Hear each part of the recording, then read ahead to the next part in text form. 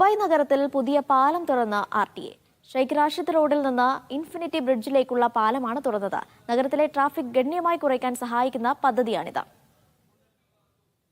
അൽഷിന്തക ഇടനാഴി വികസന പദ്ധതിയിലെ പ്രധാനപ്പെട്ട പാലമാണ് Dubai roads and transport authority ഞായറാഴ്ച തുറന്നുകൊടുത്തത്. തിരക്കേറിയ ഷെയ്ഖ് റാഷിദ് റോഡിനെ ഇൻഫിനിറ്റി ബ്രിഡ്ജിലേക്ക് ബന്ധിപ്പിക്കുന്ന 3 വരി പാലം ഗതാഗത യോഗ്യമായതോടെ ഇടനാഴി വികസന പദ്ധതിയുടെ 71% പൂർത്തിയായി. അൽഷിന്തക വികസന പദ്ധതിയുടെ 4ാം ഘട്ട നിർമ്മാണമാണ് നടന്നുവരുന്നത്.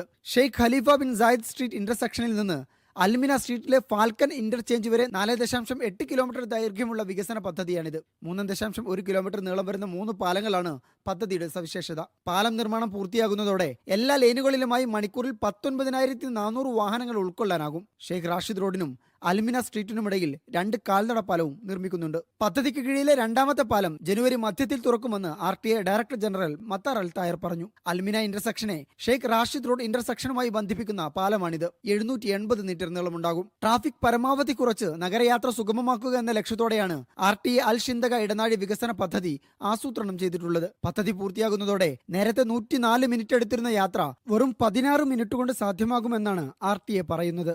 Media 1 Dubai.